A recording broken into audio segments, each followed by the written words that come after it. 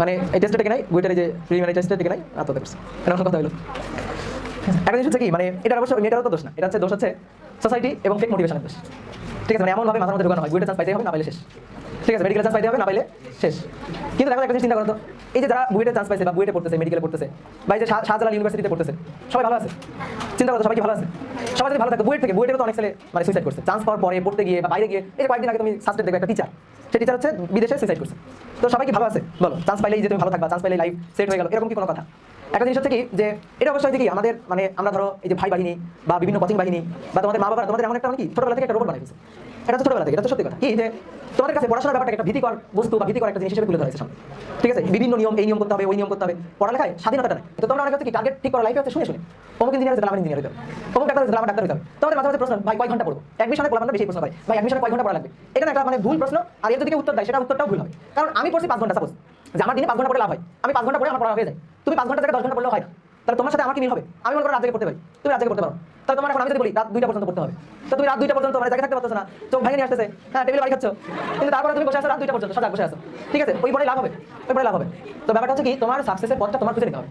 অনেকে আমরা অনেক সময় এভাবে মোটিভেশন দিই যে তোমার মা বাবার জন্য তোমার চান্স পাইতে হবে। ঠিক আছে, মা বাবার জন্য, তোমার পরিবারের জন্য, হ্যাঁ তোমার এই যে এরকম চান্স পাইতে হবে। একটা জিনিস চিন্তা করো, তুমি চিন্তা করো, তুমি মুখস্থ পড়া তোমার মাথায় থাকে না। ঠিক আছে, মুখস্থ পড়া তোমার মাথায় থাকে না। বা চিন্তা করো, আমি রিভার্সে চিন্তা করি, তুমি ম্যাথই বোঝো না, ম্যাথ তোমার ভালোই লাগে। ঠিক আছে, ম্যাথ মানে বই দেখলেই তোমার অ্যালার্জি শুরু হয়ে যায়।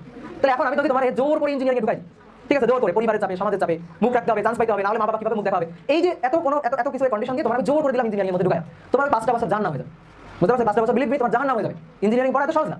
ইভেন আমি যদি মেডিকেলের কথা চিন্তা করি, তোমার মুখস্থ মাথায় থাকে না, তুমি মুখস্থ তোমার ভালোই লাগে না, তোমার বায়োলজি দেখলে, বায়োলজি বই দেখলে তোমার অ্যালার্জি শুরু হয়। তোমার এখন মা বাবা চাইছে আমার ডাক্তার হতে হবে, আমি ডাক্তার হওয়ার জন্য পড়াশোনা শুরু করলাম, কোনো মতে চান্স পাই গেলাম, পাই যাওয়ার পর কি হবে?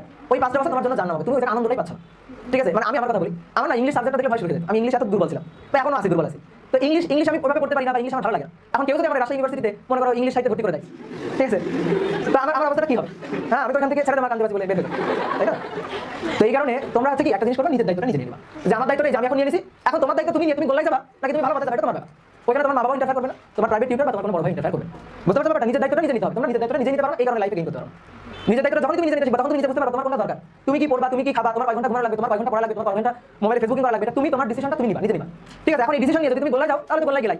আর যদি ভালো পথে যাও, তাহলে ভালো পথে যাবে। কিন্তু হেলে গুতায় মেরে ধরে তোমাকে কেউ ভালো পথে আনতে পারবে না, বা লাইফে একটা নির্দিষ্ট অবস্থানে পৌঁছে দিতে পারবে না। এটা পুরোটাই তোমার উপর ডিপেন্ড করে, যতক্ষণ নিজের দায়িত্ব নিজে নিতে পারবা। ঠিক আছে, অনেক সময় এই যে আমার কাছে কয়েকদিন আগে একটা গার্জিয়ান আসছে, এসে বলতেছে মানে আমি এখন কি বলবো, আমি তো মাথা লাগতেছে, শুনে যাচ্ছি কথা। মানে কথাগুলো কি, সে তার মেয়েটারে পুরো সাইকো বানাই ফেলছে, সাইকো বানাই ফেলছে। মানে সাইকো কি, মানে কোনো বাইরে কারোর সাথে মিশতে দেয় না, বাইরে কোথাও যাইতে দেয় না, সারাদিন রুমের মধ্যে বসে খালি পড়বে তো পড়বে। এখন সেই মায়ের কথাই বলি, সে তো পড়াটা তো বোঝে না, যে কি পড়তেছে সেটা তো বোঝে না। এখন তার কথা হচ্ছে কি, মানে বই নিয়ে শব্দ করতে হবে, তার বই নিয়ে শব্দ করতে হবে, বই নিয়ে বসে থাকলে হবে না। আচ্ছা, একটা ম্যাথ তো মানুষ ভাবে, তাই দেখেন, ঠিক আছে, একটা শোনো শোনো, এগুলো দরকার আছে। একটা ম্যাথ পড়ে মানুষটা ভাবে এই ম্যাথটা কিভাবে সলভ করতে হবে, এটা তো ভাবনা চিন্তার বিষয়, এটা কি পড়ার বিষয় কোনো? চিৎকার করে পড়তে হবে। এখন তার কথা হচ্ছে মেয়ে গুনগুন করে পড়তে পারবে না, মেয়ে নিঃশব্দে পড়তে পারবে না, জোরে জোরে তার পড়তে হবে। তো একটা ইন্টারের বাচ্চার উপরে যদি এইভাবে প্রেশার ক্রিয়েট করে, তো মানে বাচ্চাটা ক্ষতি হচ্ছে।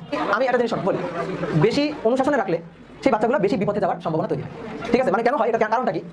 মানে এটা সত্যি ব্যাখ্যাটা হচ্ছে এটা, যখনই তুমি হঠাৎ করে একটা খুব স্ট্রিক্ট বাউন্ডারির মধ্যে মানুষ হয়েছো, হঠাৎ করে তুমি দেখলে স্ট্রিক্ট বাউন্ডারিটা নাই, তুমি মানে যেখানে খুশি যাইতে পারছো, যা খুশি তাই করতে পারছো, তোমার তখন মনে করো পাখা তো একটা দুইটা না, পাখা মনে করো 10-12টা গজায়, আর তুমি তখন ওরা শুরু করে দাও, আর এই উঠতে গিয়ে মনে করো যে দাঁড়ানো না কেটে যায়। কথা বোঝা গেছে? মানে ক্ষতিটা হয় হচ্ছে এই জায়গায়। যেটা বলতেছিলাম, আমি কোথা থেকে কোথায় চলে গেলাম, এই যে মেয়েটা সুইসাইড